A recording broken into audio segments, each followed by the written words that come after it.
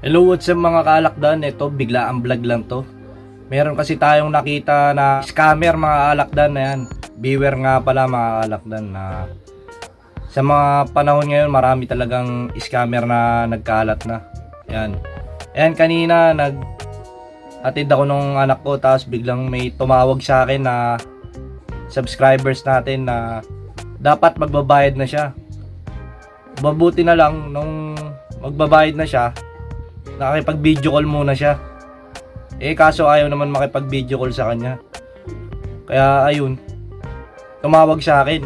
Nung sinagot ko, yun nga sinabi ni mga kaalakdan na naniningil ng pera. Sabi ko, idol, hindi ako yan.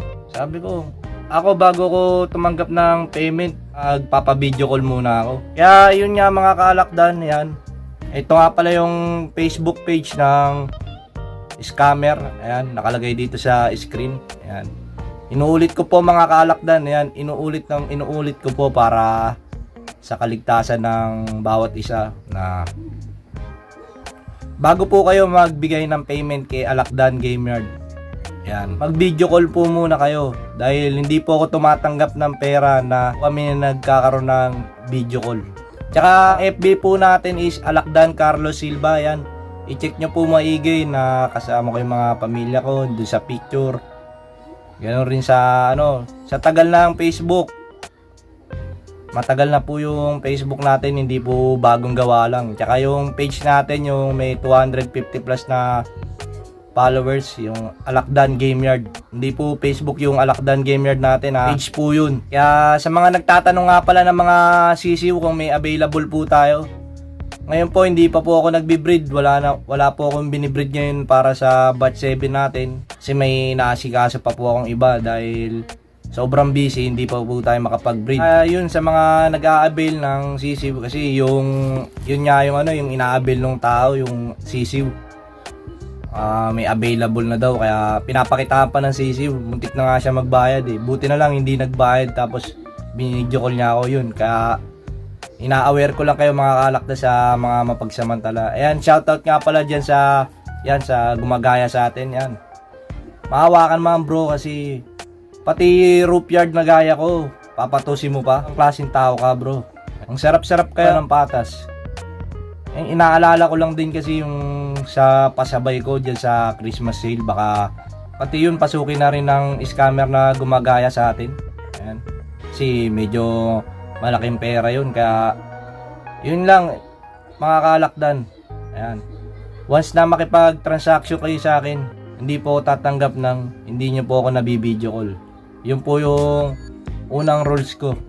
Kailangan po bago po magbayad, i-video call nyo muna ako. Lagi nyo pong tatandaan, always think before you click.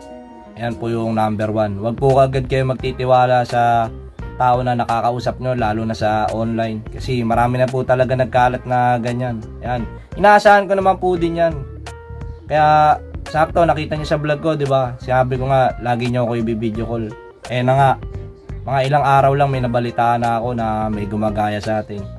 Ayan, di bali sana kung sa sisiw lang yung papasukin niya, yung pagbebenta ng sisiw kaya ko pampalitan yun kung yung binayad nyo yung sa pasabay ni Idol Roel Amano, hindi na po natin kayang palitan yun dahil hindi na biro yung presyo dun. Kaya gusto ko lang din na maging safe yung mga binabayad nyo. Alam ko naman na bawat sentimo yan, kinikita nyo sa araw-araw. Yan, pinaghirapan nyo yan. Lalo na yung mga OFW na nagpapakahirap tapos may scam lang. So yun lang mga kaalakdan. Tulungan po ninyo ako na i-report tong gumagaya sa atin. Ayan, i-report natin yan. Ilalagay ko yung link ng kanyang Facebook. Yung link po yung mismong i-report nyo. Baka mamaya yung page natin yung mai-report nyo, pati ang matanggal. So yun lang mga kaalakdan. Ayan, maraming salamat sa pagtitiwala. Eto, bago po tayo magtapos, inuulit ko po, i-video call nyo po muna ako bago po magbayad. Yan po, maraming salamat. Ingat po tayo. God bless.